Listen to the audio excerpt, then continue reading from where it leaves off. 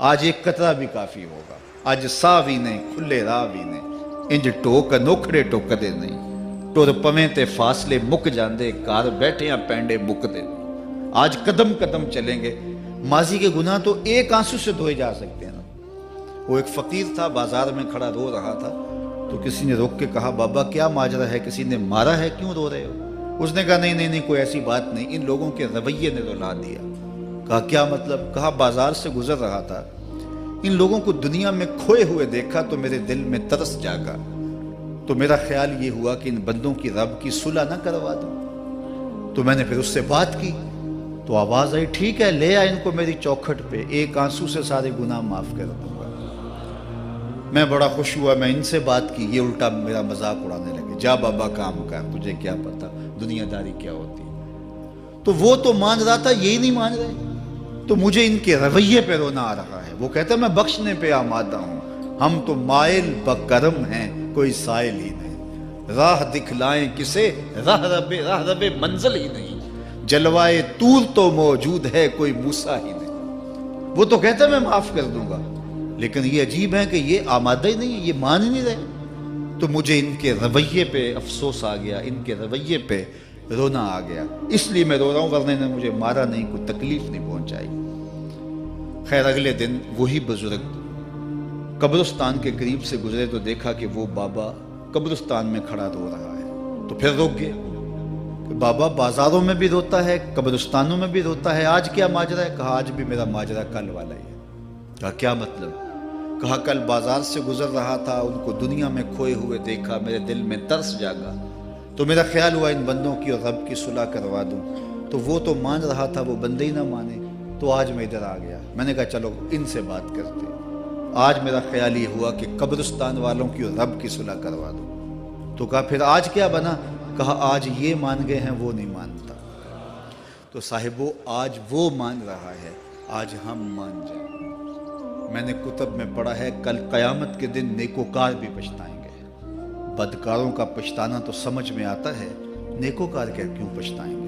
جب اپنے اچھے اعمال کی جزا دیکھیں گے تو پچھتائیں گے، جو چند لمحے ضائع کر دیے وہ بھی کیوں ضائع کر دیے۔ قیمتی زندگی ہے، یہ ٹوٹتی سانسیں، ان کی قدر کیجیے۔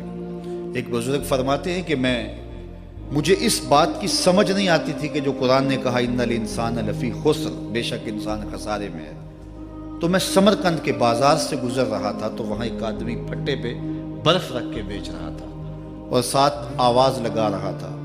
آج کل تو یہاں وہ پاپڑ بیچنے والے بھی کوئی آواز لگاتے، تو وہ برف پھٹے کے اوپر رکھ کے بیچ رہا تھا اور ساتھ آواز لگا رہا تھا۔ آواز کیا تھی؟ ارحمو ارحمو الا من یذوب راس مالہ، او گزرنے والوں میرے پہ ترس کھاؤ، میں ایسا تاجر ہوں جس کا راس المال پگھلتا جا رہا ہے۔ چونکہ یہ جو برف ہے ایسا سودا ہے جو گاہک کا انتظار نہیں کرتا۔ آپ کپڑا بیچتے ہیں، آج گاہک نہیں آیا، ہو سکتا ہے کل دعانے مہنگا بیچ لیں۔ آپ پیٹرول بیچتے ہیں، ہو سکتا ہے کہ کل پڑا 6 روپے اوپر چلا جائے، آپ کا لاکھوں کروڑوں کا فائدہ ہو جائے۔ لیکن آپ اگر برف بیچتے ہیں، آج نہیں بکی تو کل برف ہی نہیں ہوگی۔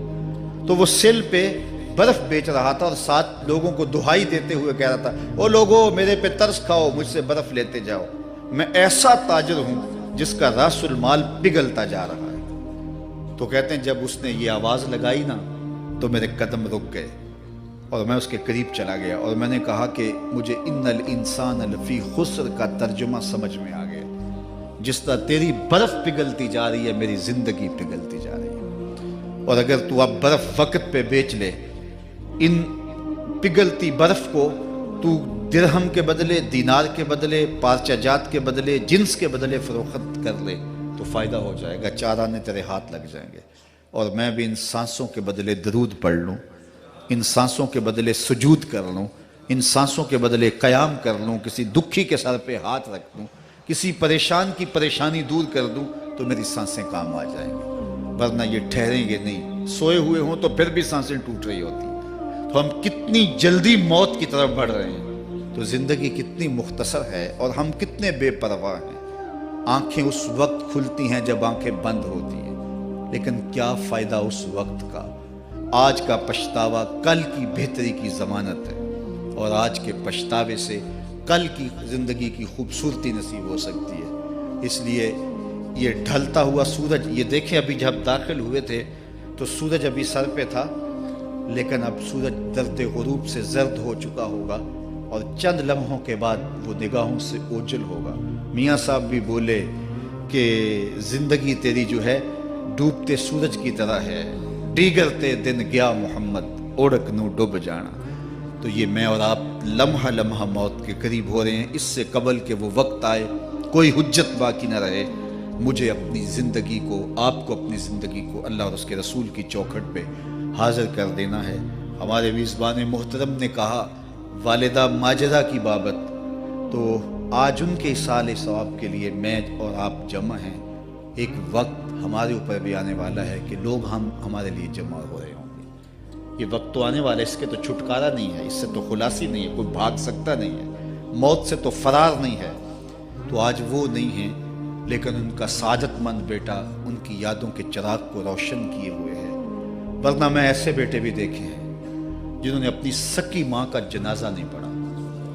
آپ کہیں گے کوئی ایسا بد نصیب بھی ہو سکتا ہے جنازگاہ میں گیا ہے لیکن وہاں جا کے کھڑا رہا ہے، جنازہ نہیں پڑھا۔ آپ کہیں گے کہ ایسا بد نصیب، میں نے کہا ایسے بد نصیب آپ نے بھی دیکھے ہوں گے۔ یہ کون سے بد نصیب ہیں؟ یہ وہ بد نصیب ہیں جنہیں جنازہ آتا نہیں، ساری زندگی لوگوں سے فراڈ کرتے ہیں، اور جب اپنی ماں مر جاتی ہے، اپنا باپ فوت ہو جاتا ہے، تو یہ فراڈ پھر وہ اپنی ماں سے بھی کرتے ہیں، اپنے باپ سے بھی کرتے ہیں۔ مجھے بتاؤ کتنا بد نصیب ہے وہ بیٹا کہ جو اپنی ماں سے، اور وہ بھی مرنے کے بعد فراڈ کر رہا ہے، اور اپنے باپ سے وہ بھی مرنے کے بعد فراڈ کر رہا ہے۔ اور کتنا خوش نصیب بیٹا ہے کہ جو روزانہ اپنی ماں کے لیے دعا کرتا ہے۔ اور میں کہتا ہوں اگر بیٹا نمازی ہوگا، بیٹی نمازی ہوگی، اہتمام سے دعا نہ بھی کرے، دن میں کتنی مرتبہ کہے گے ربنا اغفر لی ولوالدی، اے اللہ مجھے بھی بخش دے، میری ماں کو بھی بخش دے، میرے باپ کو بھی بخش دے۔ اور جب بندے ہاتھ اٹھا کے دعا مانگتے ہیں اللہ خالی ان ربکم حیی کریم یستحیی من عبدہ اذا رفع یدیہ ان یردہما صفرا، تمہارا رب حیا کرنے والا سخی ہے، کریم ہے۔ بندے جب اس کے سامنے ہاتھ اٹھا کے دعا مانگتے ہیں، اللہ فرماتا ہے مجھے شرم آتی ہے ان کے اٹھے ہوئے ہاتھ خالی کیسے موڑ دوں۔ انہوں نے میرے سے مانگا ہے، میں بھی نہیں دوں گا تو کس در پہ جائیں گے۔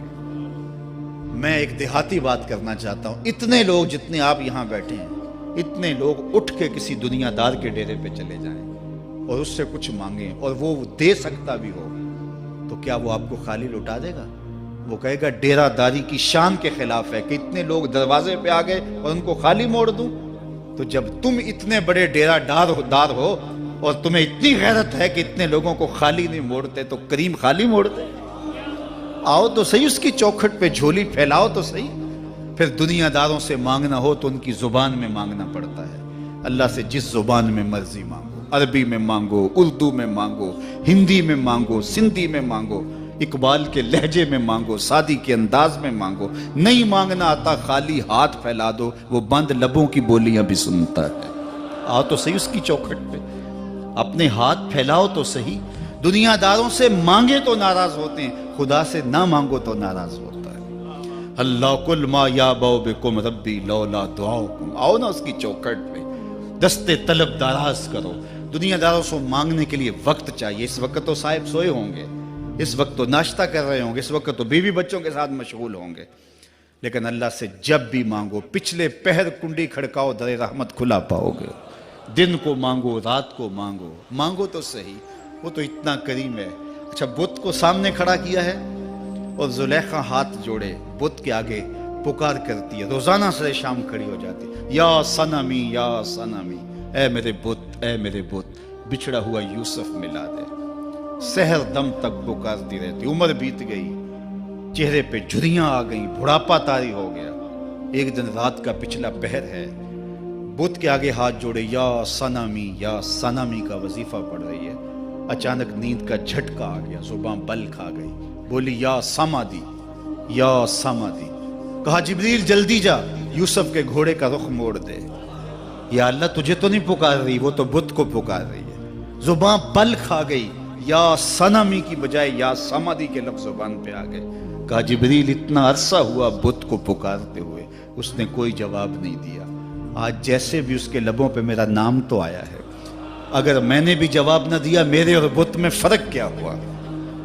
تو آؤ آج کی اس مجلس میں ہم ان کی والدہ کے لیے دعا مانگیں۔ اے عرش کے مالک، ان کی والدہ کو حضور کی ماں کا صدقہ جنت کی بہاریں عطا کر، اور ہم اپنے ماں باپ کے لیے بھی دعائیں مانگے۔ اے اللہ ہمارے ماں باپ کی مغفرت فرما، ماں باپ کی قدر کرو۔ میں نے یہ بھی پڑھا ہے، جو اپنے والدین کے لیے روزانہ دعا مانگتا ہے، والدین زندہ ہوں تب بھی، فوت ہو گئے ہوں تب بھی، روزانہ ماں باپ کے لیے جو شخص دعا مانگتا ہے، ساری زندگی اس کے رزق میں بے برکتی نہیں آ سکتی۔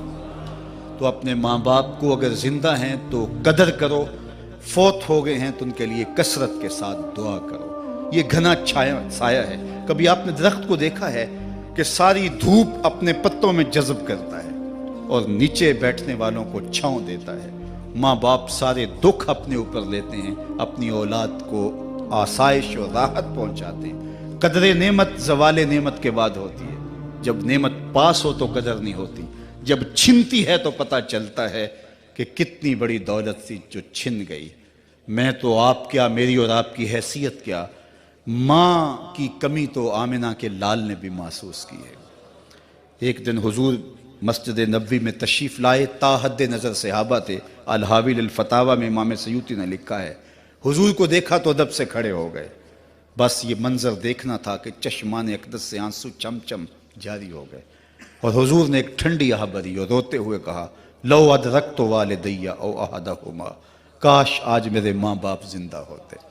انسان نے دکھوں کا دور دیکھا ہو نا، اچانک خوشحالیاں مل جائیں تو پھر انسان یہ آرزو کرتا ہے کہ میرے ماں باپ نے میرا وہ غربت کا دور دیکھا تھا، آج دولت کی چہل پہل بھی دیکھتے، آج میرے آنگن میں بہاریں بھی دیکھتے تو کتنے خوش ہوتے۔ اب حضور جب پیدا ہوئے تھے تو باپ کا سایہ سر پہ نہیں تھا۔ 6 سال کی عمر تھی، اپنی ماں کے ساتھ حضور مدینہ المنورہ گئے، واپسی ابوا کے مقام پہ حضرت آمنہ کی طبیعت خراب ہو گئی، اور انہیں لگا کہ یہ میری بیماری جان لیوا ہے۔